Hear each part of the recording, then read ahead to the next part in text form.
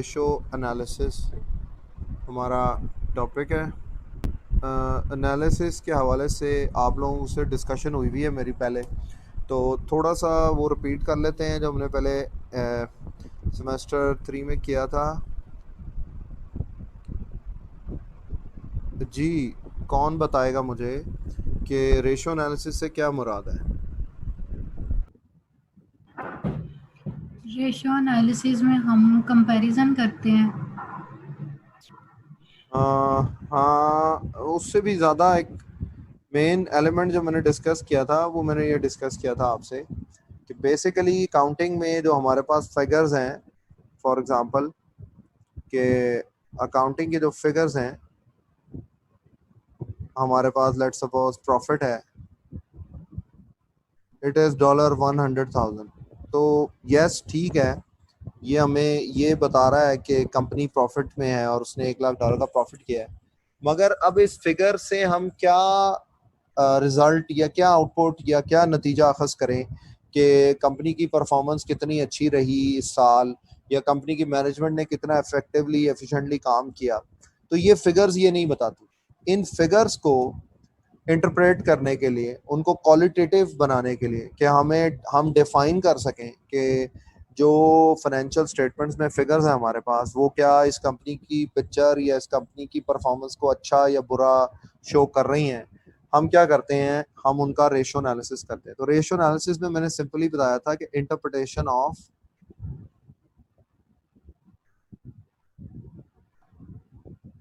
Financial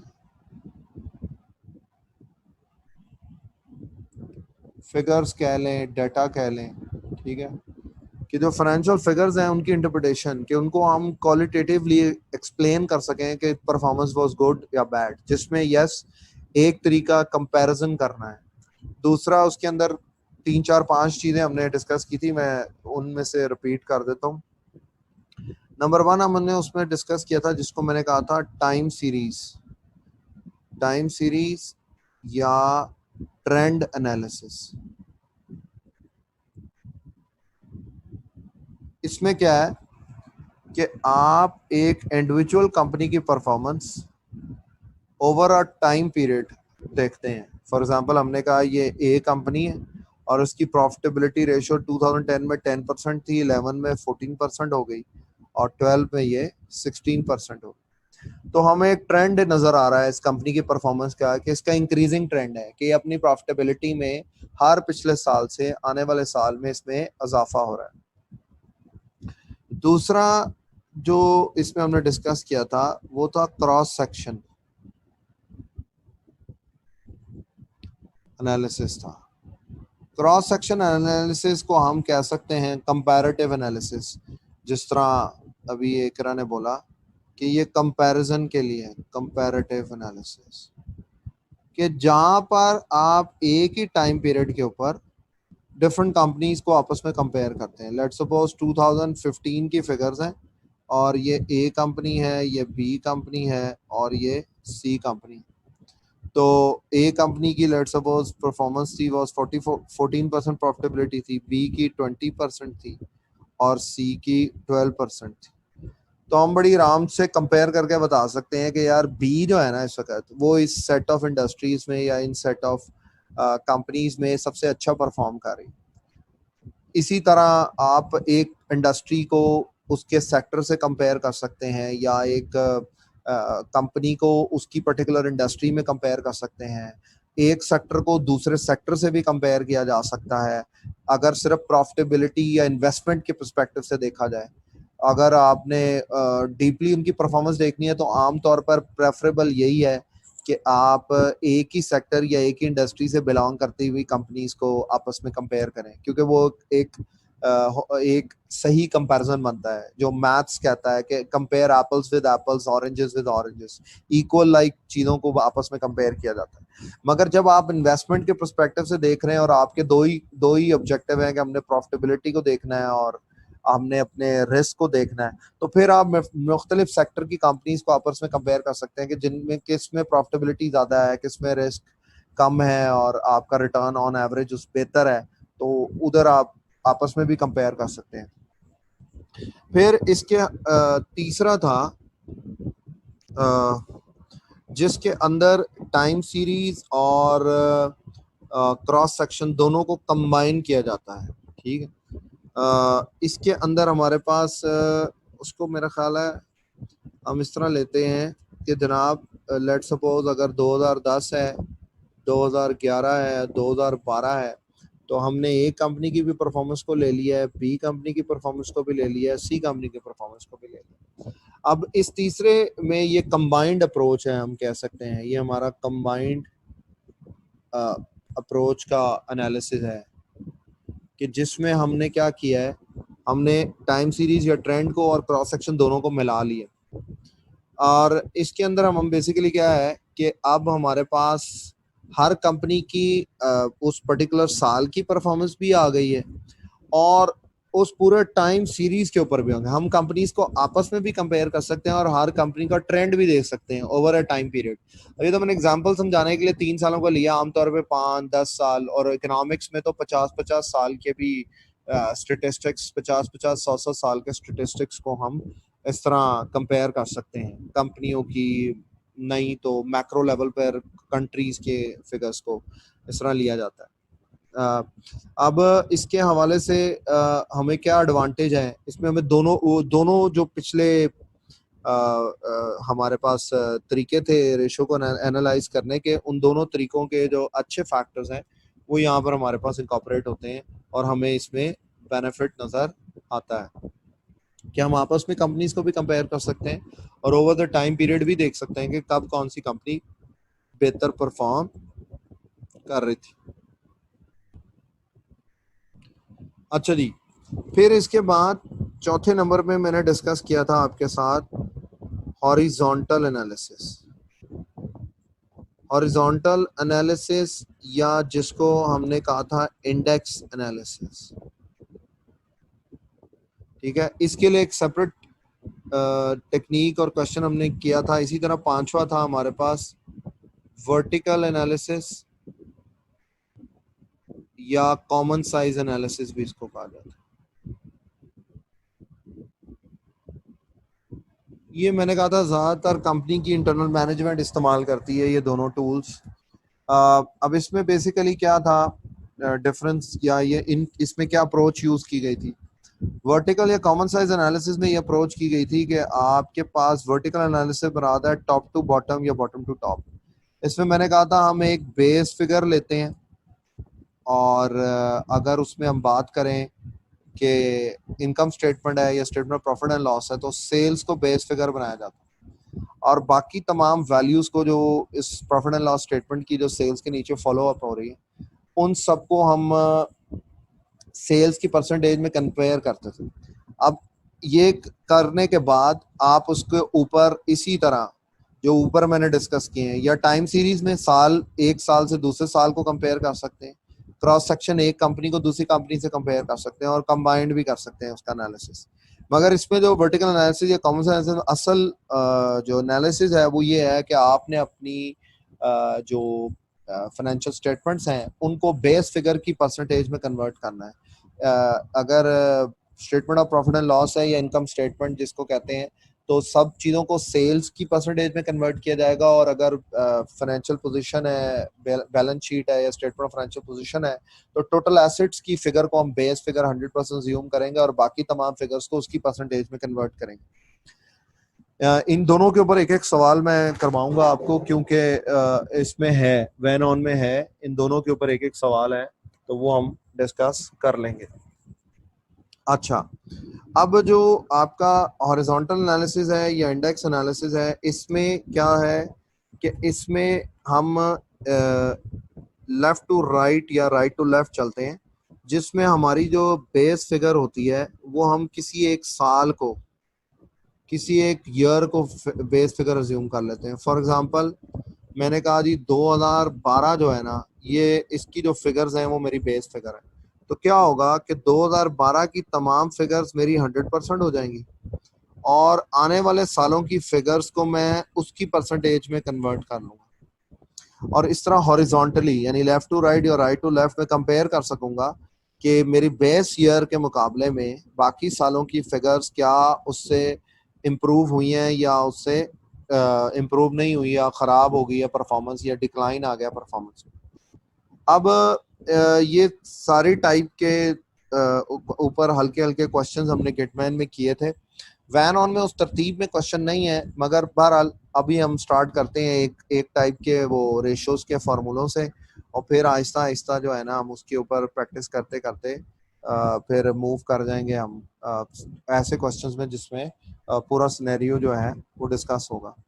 तो अब मैं फार्मूले तुम लोगों को याद करवा देता हूँ, रिवाइज करवा देता हूँ, और वो तुम लोगों ने रिवाइज करने हैं ताकि कल जब हम इसकी क्वेश्चंस की प्रैक्टिस करें ना तो वो तुम लोगों को आता हो। इसके हवाले से सबसे पहली चीज़ जो मैंने यहाँ पर डिस्कस की थी वो मैंने ये डिस्कस की थी कि हमारे पास जो रेशोज थी ना उनकी 5 क्लासिफिकेशन हमने की थी। पहली क्लासिफिकेशन हमने की थी प्रॉफिटेबिलिटी रेशोज। अच्छा, उसके नेक्स्ट जो थी हमारे पास वो थी एफिशिएंसी रेशोज, या इनको हम शॉर्ट टर्म सॉल्वेंसी रेशोज भी कहते हैं। आप लोगों को एक और इन्फॉर्मेशन दे दूं कि HEC ने बाउंड कर दिया है यूनिवर्सिटीज़ को कि एग्ज़ाम के बगैर उन्होंने बच्चों को पास नहीं करना। इसलिए ये माइंड अपना ज़रूर रखें कि चाहे एग्ज़ाम जैसे मर्जी हो, चाहे ऑनलाइन हो चाहे मैनुअल एग्ज़ाम हो, आप लोगों का एग्ज़ाम होना ज़रूर है। HEC ने बड़ा क्लियर कट वर्ड्स में कह दिया है कि बोर्ड जिस तरह बोर्ड ने पास किया है बच्चों को बगैर एग्ज़ाम के, हायर एजुकेशन इस तरह अलाउ नहीं करेगा। तो चाहे यूनिवर्सिटी के सेमेस्टर सिस्टम के बच्चे हों, चाहे आप लोग एनुअल सिस्टम के बच्चे हों, सबके लिए एग्ज़ाम मैंडेटरी है, वो होंगे, चाहे ऑनलाइन हो चाहे मैनुअल एग्ज़ाम हो। इसलिए मैं तो आप लोगों को यही कहूँगा कि स्लोली स्लोली जैसे भी है तैयारी शुरू रखें, साथ साथ तैयारी करें। अच्छा जी, short term solvency, efficiency ratios और प्रॉफिटेबिलिटी रेशोज के बाद तीसरी टाइप की रेशोज जो थी हमारे पास वो थी लिक्विडिटी रेशोज। मैं इनके फॉर्मूले डिस्कस कर दूं फिर मैं बाकी 2 टाइप्स डिस्कस करता हूं। ओके बेटा, हम ना मैं ना करता हूं आपसे शेयर, 2 मिनट दो। मैं ना ये लेक्चर के एंड पे ना, लेक्चर एंड करने के बाद आपसे शेयर करता हूँ।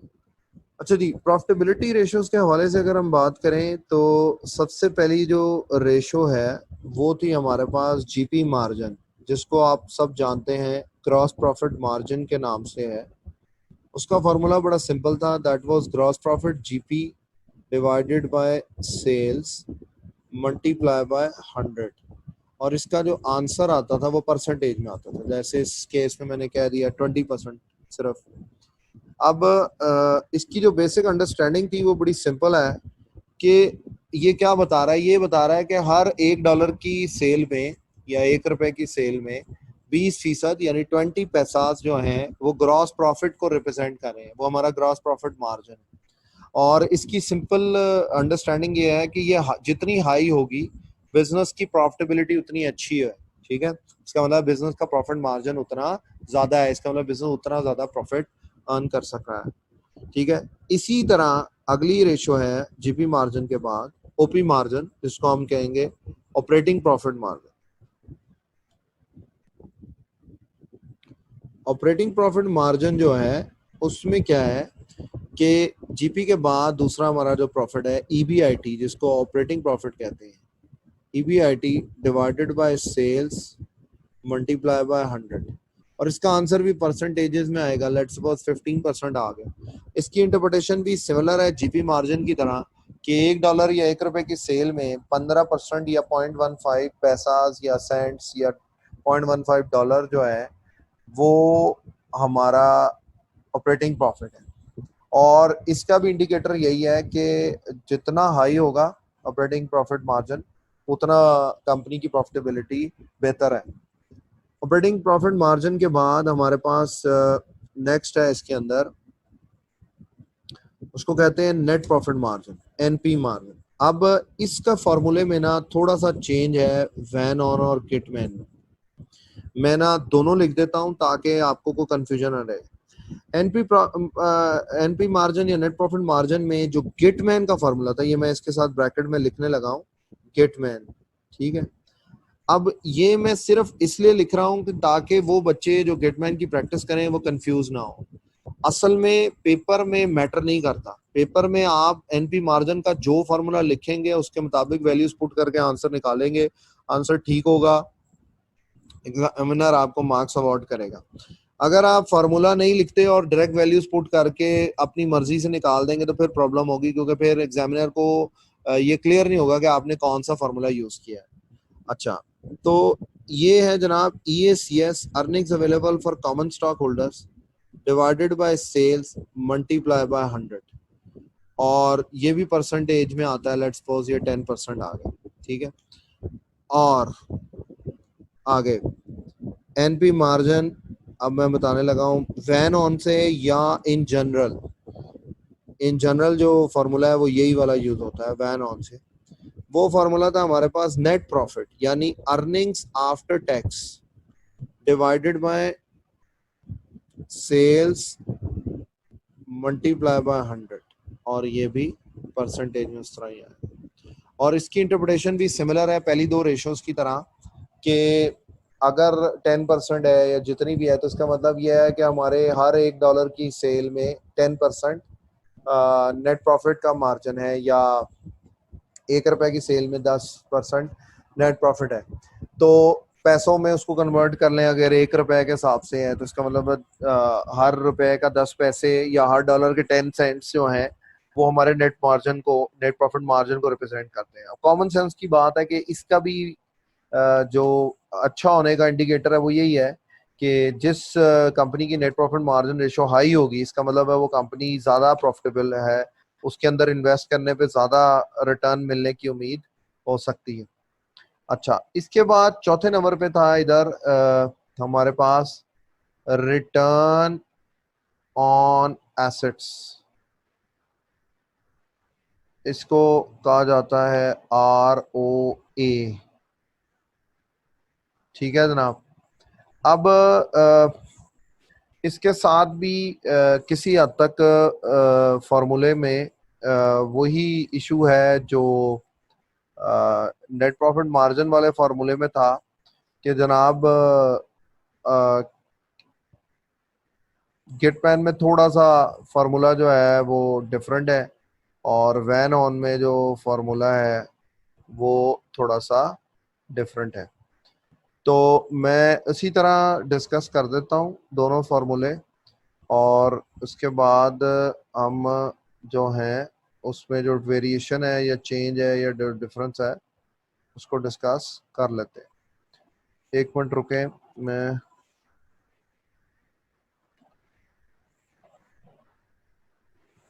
सर वैसे 8 बजे आई थिंक हमारे सर मोटे साहब के साथ क्लास है, देखना चाहेंगे।